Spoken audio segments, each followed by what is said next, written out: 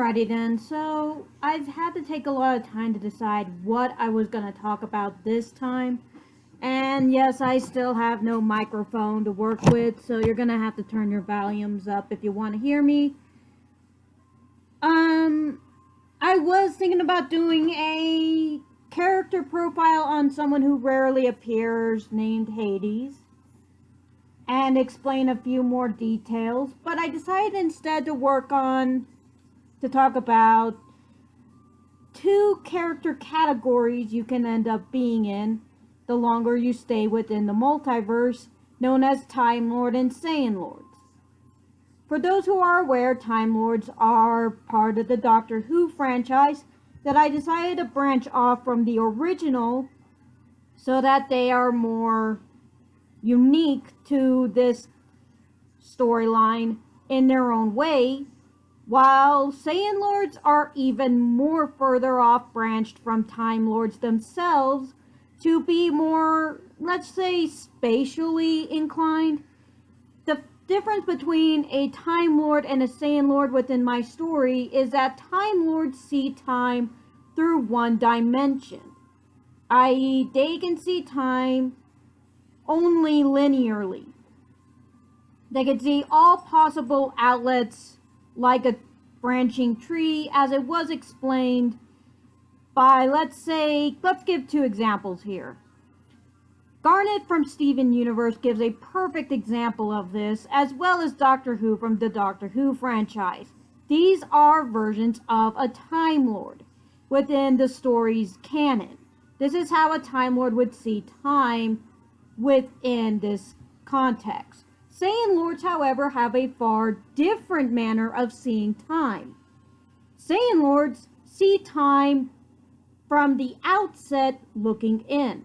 They can see alternate, counterpart, parallel, or whatever other universes and seeing their resulting timelines to make an ultimate decision when it comes to whatever situation they are set in. This therefore allows them to make a decision not based on whether or not it is the right decision to make, but to help the dimension cooperate well enough with their counterparts, therefore helping the multiverse continue to function within space as well as time. Now, Saiyanlords and Timelords within my storylines are always set in pairs. If you've ever noticed that in certain stories, if not many stories, there are always two people always set on missions. This is because even before a character is set to be, categorized as either Time Lord or Saiyanlord, this is because should they become one or the other, they are needed for their roles as such. As I will often say, honestly put it, both Time Lords and Saiyanlords are not perfect, and therefore need the other's help in order to make sure the timeline is on the right path to keeping time and space on the right path, like safe and okay, working in sync with other timelines and or keeping the world functioning normally.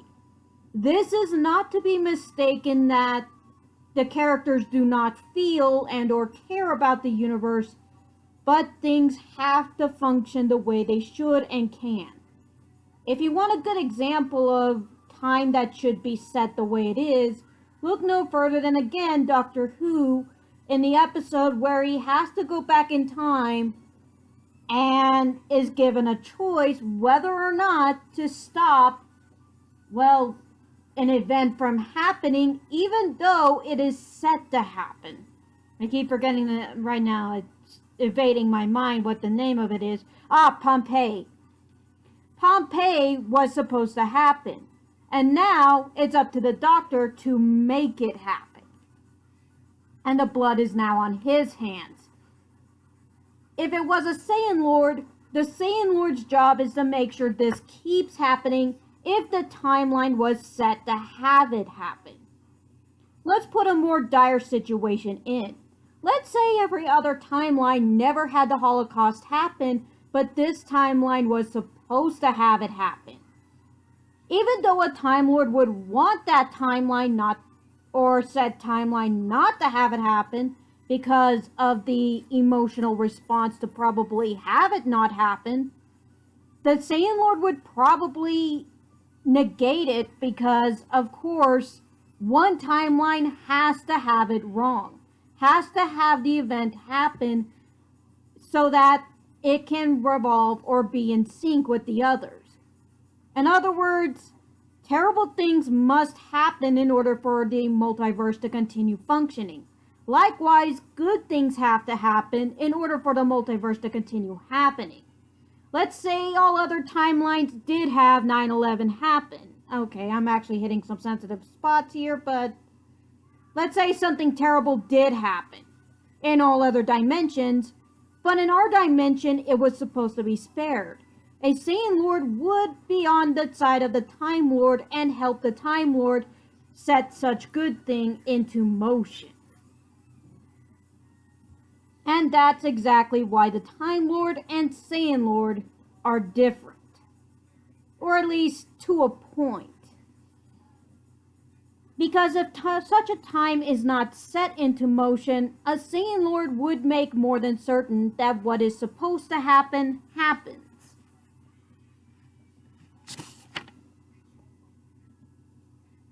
Now, this is why they are always set in twos. However, in most dire situations where, again, time and space are not functioning well, they can use an ability together to actually tell what is supposed to happen no matter what.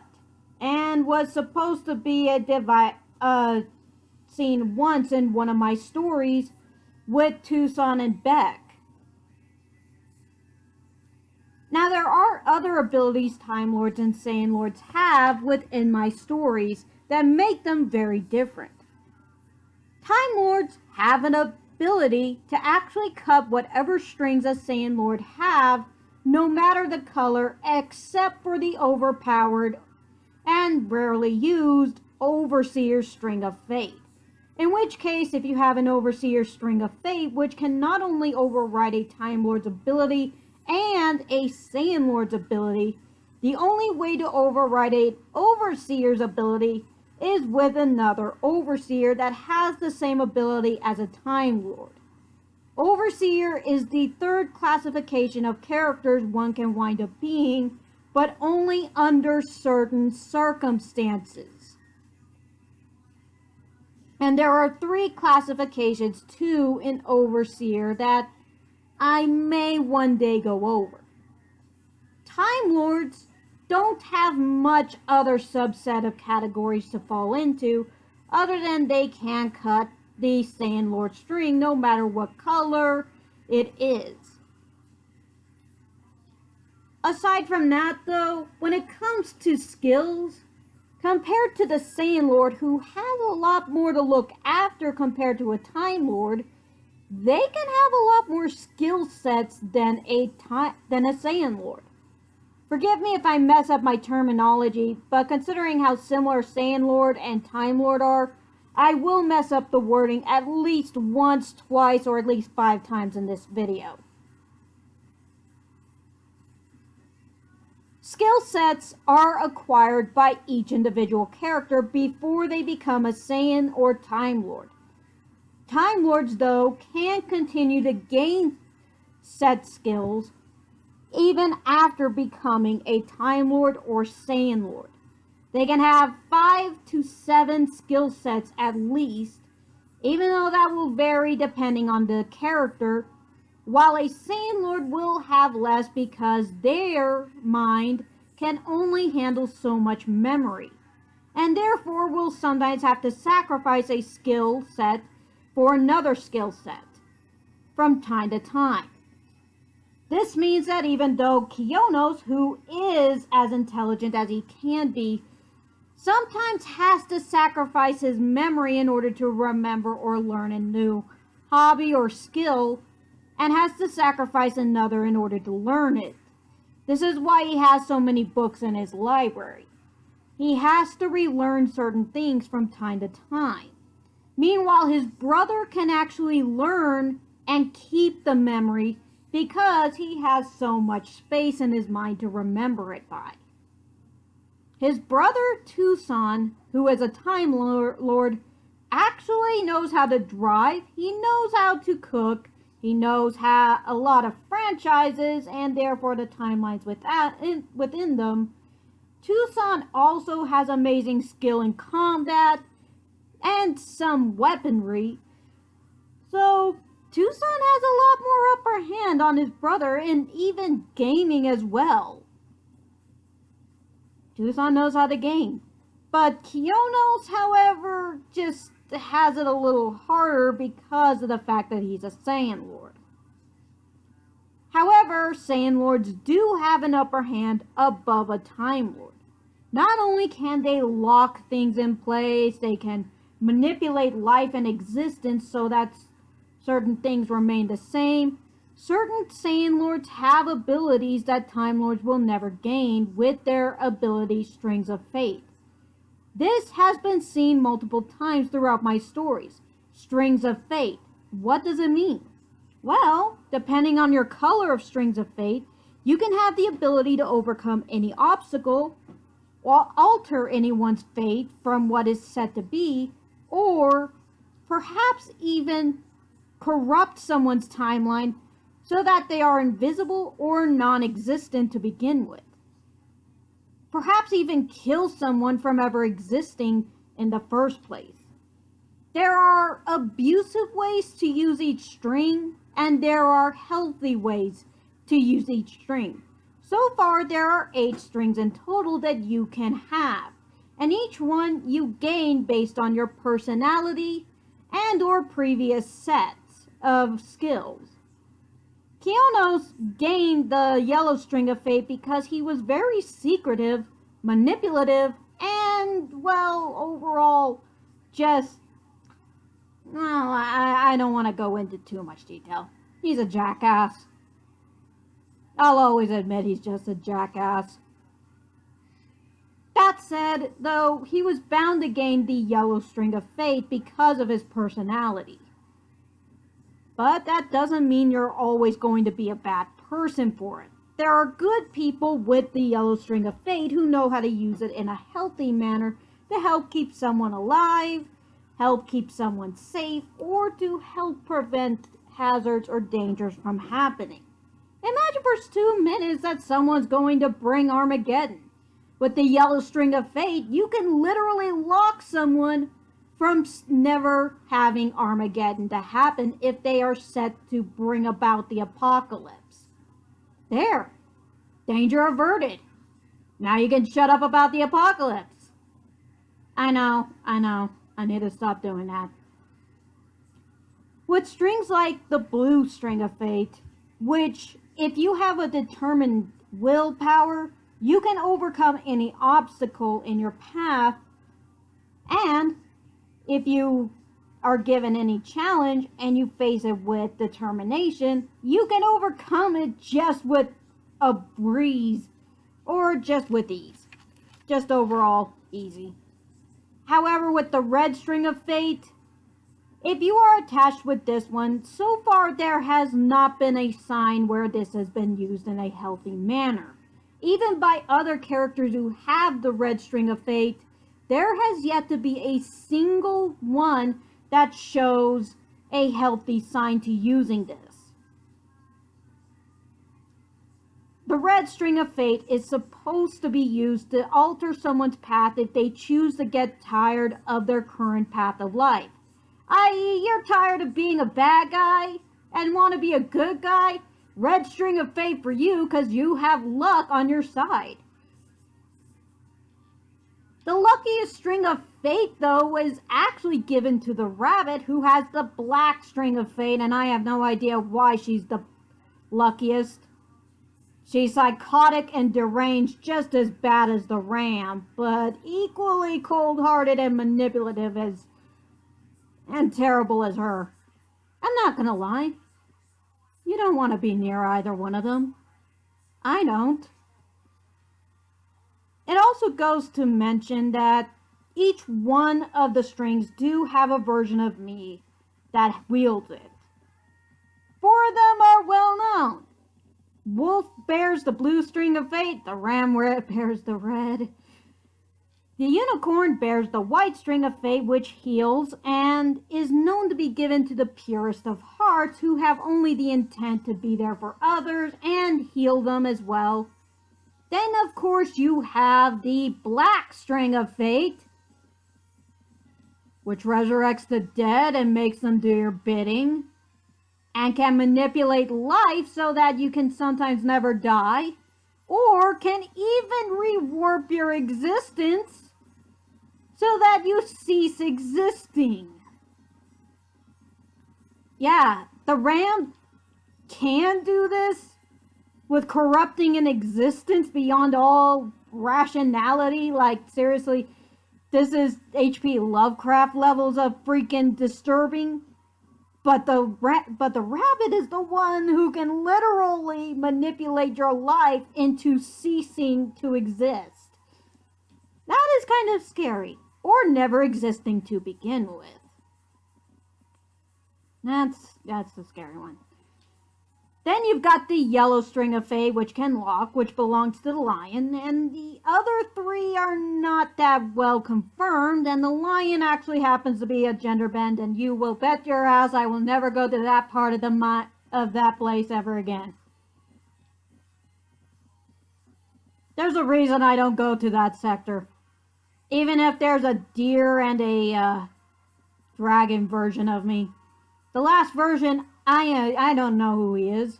He bears the pink string of fate, which apparently can be used to make people fall in love. But for all we know, we don't know who bears that one.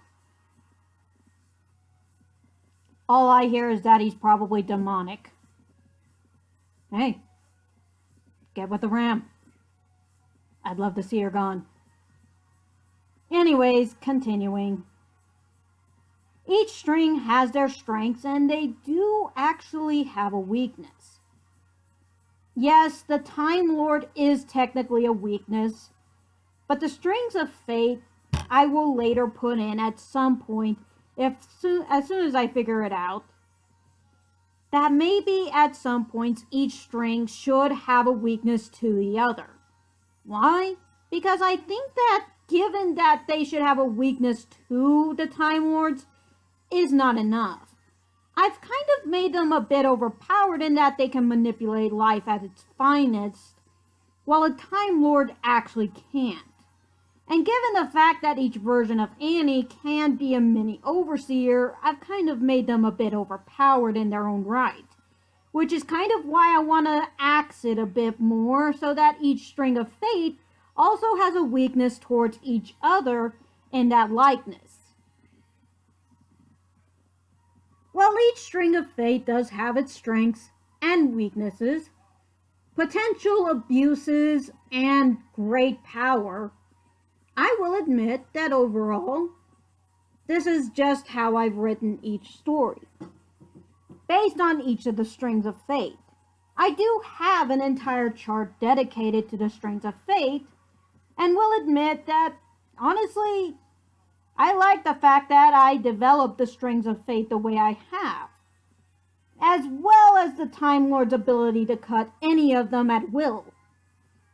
I mean, if you had so many strings of fate in power to create good guys, bad guys, villains, anti-heroes, anti-villains, as well as anything whatsoever, you would want to actually find a way to cut all that tangled mess to make it right again.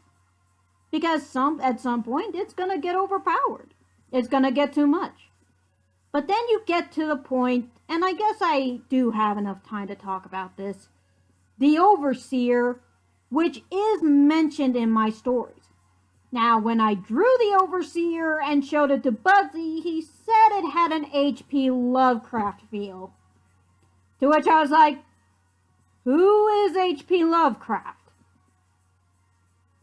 After some digging around, I found out what he was like and such, and let's just say I kind of like him. He kind of bears a lot of the same stuff that I put in my stories to some degree. I understand that he's, well, I won't get into the political stuff that's been shot at him, but hey, he's got some creepy ass stuff about him. That said, I will admit, maybe my artwork of the Overseer looks a little bit like it, but otherworldly and such, but that was my intention, but not to the point that I get compared to someone else's work again. Still, all the same, I will admit. The Overseer is a being that can see all, know all.